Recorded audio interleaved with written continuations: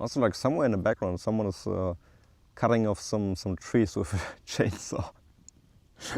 That's interesting. So I took like 7 frames in order to be able to properly focus stack it, and I think it's going to turn out quite cool.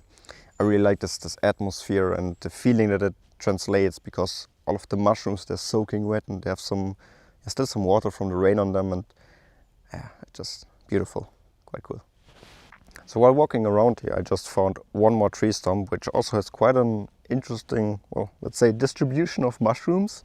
I'm not going to walk you through this whole image process again because it was very similar, but I'm going to put it on screen as well, so enjoy.